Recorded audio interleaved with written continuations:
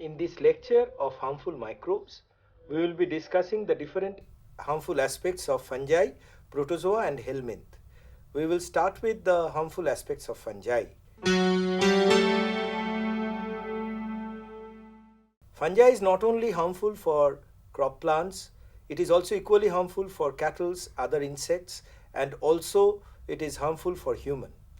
So to start with, the plant diseases of fungi, I have divided them into diseases of crop plants, then vegetables, then timber plants, and also we will be considering the diseases of fruit plants. There may be different types of diseases like the rice blast disease. You can see this is the life cycle of the blast fungi, that is Pyricularia oryzae. This is the spores which are germinating on the leaf surface and entering into the mesophyll tissue, causing leaf spot. In the same way, there is Helminthosporium oryzae, which is causing the brown spot of rice, and it caused the severe Bengal famine in 1942. So it is definitely an important loss for the crop of rice in West Bengal at that time. It was undivided Bengal though at that time. Then this is another important disease, that is the wheat rust fungi. And this wheat rust commonly is caused by the Puccinia graminis triticea, which is completing its life cycle in wheat as well as barberry plant. This is the alternate host, that is the barberry plant, where the pycnospores, and these pycnospores are also producing the achiospores, and achiospores getting into the wheat plant, producing the basidiospores, uridospores and telutospore. So this entire life cycle, you can see there is a role of two important plant. One is the barberry and the other one is the wheat plant, which is economically important. So when the wheat plant is not there, the pathogen will survive in the barberry plant and thereby will cause the disease in perpetual years. There may be other diseases like the loose mart of wheat, which is Ustilago nuda. You can see this is the ear, and this ear, that is the flowers, are replaced by mass of spore. All through you can see that black mass of spore is covering the inflorescence. Another important disease, it is called a minor pest. It is called the covered spot of rice. Now covered spot of rice is caused by Ustilaginoidea virens. Why it is called a minor pest? Because the outer crust is thick, muddy, so it will not allow the spore to disseminate outside. So naturally the disease will be limited to some few crop plants in a particular field, causing less damage. Vegetables are leafy plants, so the diseases are mostly the spots. There will be different types of spot diseases like the Sarcospora disease, there may be Alternaria disease, there may be Myrothecium spot disease, there may be wilt disease, but these spots are actually of different types. Like in Sarcospora, you can see there is definite concentric rings. Sometimes there may be brown patches like in Alternaria spot. Sometimes there may be a typical circle with a grayish core. So in this way, by seeing the nature of the spot, you can actually identify which type of fungus has actually affected the crop plant. But here you can see in Fusarium wilt of tomato, the entire plant has been affected and gradually it becomes dry and it gets withered. In the same way, this is another very important disease, that is the Phytophthora infestans, causing the lead blight of potato. The infection is mostly within the potato leaves, but at the same time it can invade the tubers also. When the propagules come out, they produce the reproductive structure, that is the antheridium and the oogonium, which will actually undergo fertilization, producing the oospore. The oospore will liberate the particular conidia, and this conidia will reinfect the plant. And this fungi is so dangerous, it caused the severe Irish famine in 1851. There may be different types of fruits infected by different fungi. One such important fungi is apple scab disease caused by Venturia inequalis. This is the symptoms of the disease. There are scabs or spots in the fruit, and this is the life cycle. In the same way, this is the spore liberating organ. The spores are disseminated in the air and they infect the plant, and the disease cycle is maintained. So in this way, they are causing damage to the crop plants, fruit plants and vegetables. Coming to another important aspect, which is timber destroying fungi. Like there may be, this is Coriolus, a typical brown fruit body growing on the woody logs, and they are actually lignin degrading fungi, so they produce lignin degrading enzyme and they destroy the lignin. This is another type of wood rotting fungi called Irpex. Incidentally, this Irpex will not go as definite fruit bodies, but it will grow as patches covering the entire trunk. They are also equally harmful. Now coming to the defensive activity or how we can control this fungal disease. Fungal disease can be controlled by quarantine activity, not allowing a plant material to be transported from one country to other. Similarly, we can control it by cultural method, that is rotation of crop. So that same crop plant is not growing, so naturally the pathogen cannot stay in the field.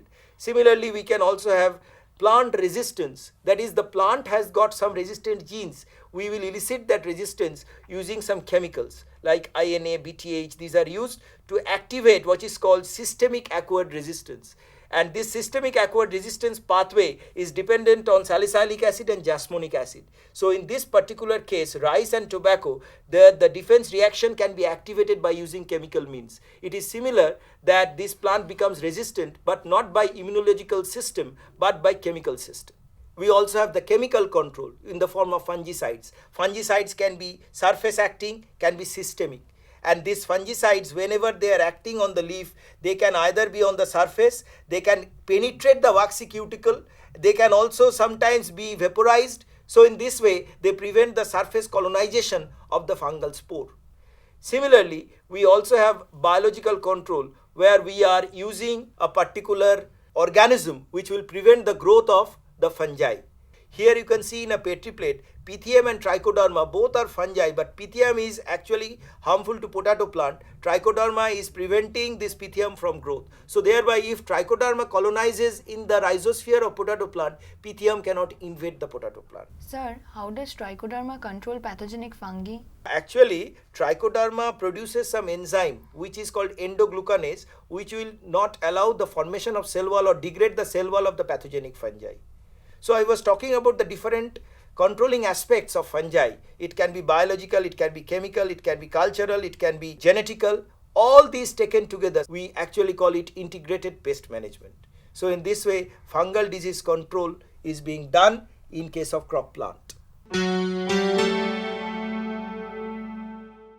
The fungal diseases of animals are also very common, like the ringworm disease of cattle, which is caused by Trichophyton.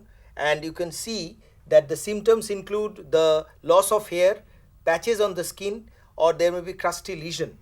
And these are the fungal spore of Trichophyton invading the cattle. It can also invade the human, but here it is mainly invading the cattle. Apart from that, there may be the diseases of the insects. There may be economically important insects like the silkworm, and here you can see the green muscardine disease of fungi. The entire body of the dead larvae is covered with the green colored conidia of the fungi Beauveria. So hereby we can say that fungal diseases of insects are also causing harm to our economy. At the same time, fungal disease is also very common in human, and they are commonly known as mycosis. Mycosis can be classified into three major types on the basis of its location. It can be superficial, it can be cutaneous, it can be subcutaneous. Superficial mycosis, as you can see here, is tinea versicolor, the common discoloration of the skin, and this discoloration can be either coalescing or discrete spots. But this particular superficial mycosis is followed by another group of fungi like the Microsporum, which is causing the cutaneous mycosis, where it goes into the inner layers of the dermis. But the third type, which is the systemic disease, it is commonly caused by common fungi like the Aspergillus, like the members of Zygomycetes, even Mucor. So this particular fungi will not only invade the skin, but it will also get into the blood vessel and causing blood-filled lesion, or definitely the infection can be more dangerous than the other two types. But in all these cases, mycosis can be very difficult to be treated. Sir, is a person suffering from one type of mycosis be simultaneously affected by the other two types? There is a possibility, because it all depends that where is the infection. If it is superficial, it can get into the skin and get into the systemic organs. So definitely, if the fungal disease is not treated, then it will get into the other two modes. Now, fungal disease can be controlled by antifungal antibiotic, or it can be controlled by topical creams like miconazole, ketoconazole, etc. Another important aspect is the production of toxin. Toxin production by mold is very common, like the ochratoxin, the aflatoxin produced by this fungus Aspergillus flavus.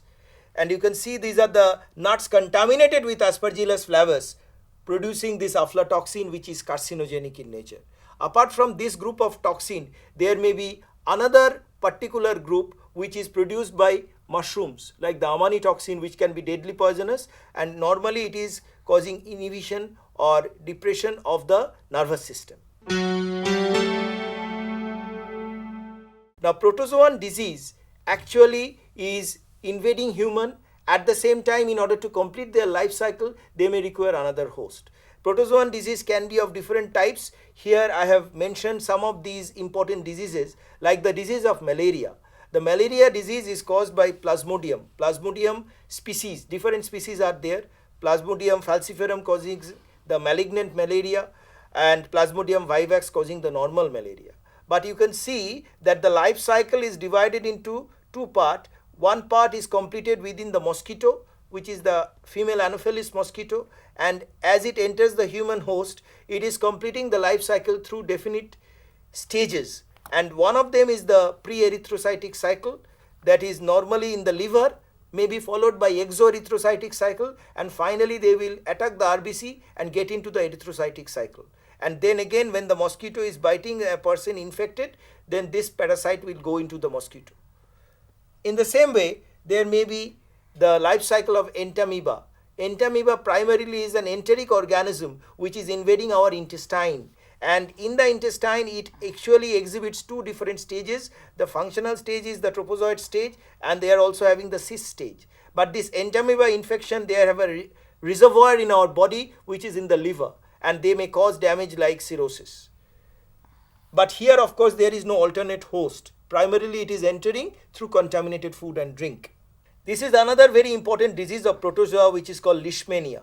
Now, Leishmania also, you can see that there are two definite stages. One stage is completed within the sandfly, which is the ciliated stage, and the other one is in the human stage, which is the normal, the spore stage. And this is commonly called the amastigote, and it is also called the promastigote stages. Now, this particular life cycle of Leishmania will cause the disease of leishmaniasis or Kala-Azar because of the typical skin color change. This is another important disease, which is trypanosome. Trypanosome is causing the diseases of the sleeping sickness, and this sleeping sickness normally is transmitted in human through a fly which is called tsetse fly. And tsetse fly bite normally will allow the development of the disease. Here you can see that the asexual reproduction takes place both within the human and also within the tsetse fly. So the life cycle also here is completed in two different hosts. But in both the cases, there may be this flagellated pathogen, which is also called the epimastigote, and it is also called the trypomastigote. Sir, I have a question. Yes. Sir, why does malaria, sleeping sickness and leishmania causing protozoa require two hosts? Now, normally, one of the host is called definitive host, where they have the sexual reproduction. They produce the male and the female gamete, which will fertilize to produce the zygote, and then the zygote will undergo reduction division, producing the haploid reproductive structure, and this haploid reproductive structure is taken up by another host or transmitted to another host, where they reproduce asexually. So in this way, usually we say that the definitive host will have the sexual reproduction and the alternate host will have the asexual reproduction. We must know how malarial or other protozoan disease can be controlled.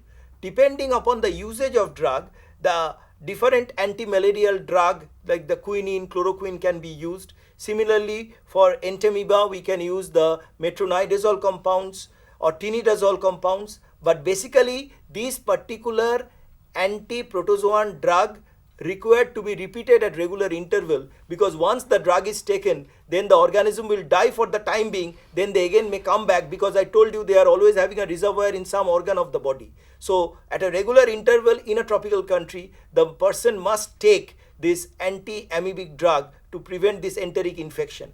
But definitely without testing the blood, he or she should not take the anti-malarial drug, because it is directly damaging the liver. the different damaging aspects of helminth. And as I told you, helminth include the infection of Taenia solium, which is the tapeworm group, and it also includes the roundworm, and they are also called the nematodes.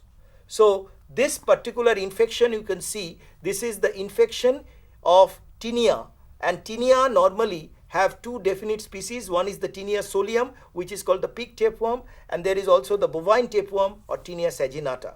Now primarily the Taenia will enter human host through the alternate host flesh. That means the flesh will contain the eggs or different larval stages of Taenia, which will get into the alimentary canal, and they will remain there for a long time in the alimentary canal, and they grow into long tape-like structure, and that's why they are called tapeworm infestation. And this tape-like structure will have the proglottids, and these proglottids will undergo sexual reproduction.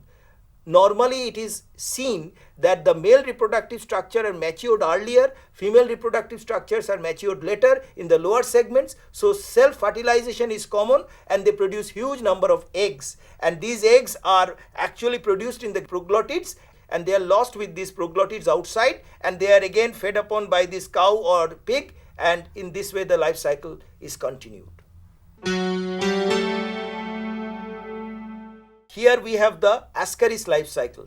Unlike the previous case, here the life cycle is completed only within human, and the transmission directly occurs through contaminated water or contaminated vegetables. Here they enter the host with the help of rhabditiform larvae or eggs, and they germinate within the alimentary canal, and they develop the male and the female.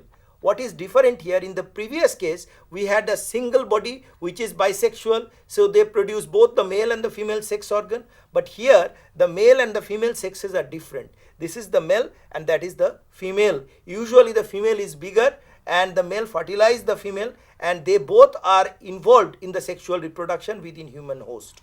Usually if one of this particular organism is removed, the other automatically comes out, and normally their perpetuation is continued if we continue to consume these contaminated vegetables or food. This is what is called Wucheria bancrofti. Now Wucheria is causing a typical disease which is called elephantiasis, because it is entering the body, and normally it is with the help of the Culex mosquito, which is the bearer of this disease. After they enter, they produce the microfilarial larvae, and this microfilarial larvae will get into the lymphatics, and they will actually prevent the flow of the lymphatics in the right and the left lymphatic channel, and thereby the lymphatic tissue becomes very hard, and as a result of which the legs become very thick like the foot of an elephant, and this disease is called elephantiasis. This particular disease is definitely harmful, because once infected the disease will continue and the symptoms will be there, making the person's life very difficult to move. This is another very important disease which is called the schistosoma. Now schistosoma is also caused by a typical nematode, but in this particular case the alternate host is the snail. So normally the snail will have the eggs, and thereby they will get into the water, and the water getting contaminated by the free swimming larvae of this particular schistosoma, and they will get into the person's body through the alimentary canal. Normally, you know, in leisure water or swimming pool they are there, so they get into the alimentary canal, they develop into adult male and female, then the act of sexual fertilization is there like in the previous cases, and they produce the eggs which will come out, and these eggs are coming out with the fecal matter normally in the soil and getting into the water body, and in this way the perpetuation of schistosoma continues. This is another very interesting nematode infection in human which is called trichuris. Here also we have the male and the female. Now here the entry into the alimentary canal is through the contaminated food or water, and after it enters the small intestine, it will penetrate and develop in the mucosa, and it will produce the adult male and the female form, and this female form will liberate the eggs, and the eggs will come out. Typically it is spindle shaped in nature and will develop into 1 and 2 cell stage, and this 2 cell stage will again be ingested and they develop into larvae, and in this way the life cycle continues. So what we can see, in majority of nematode there is no need of any alternate host, but mainly it is through contamination of food and water, except for this particular case, that is the Wucheria bancrofti, where we have the Culex mosquito which is transmitting the larvae, and the development of the disease is taking place within the lymphatics.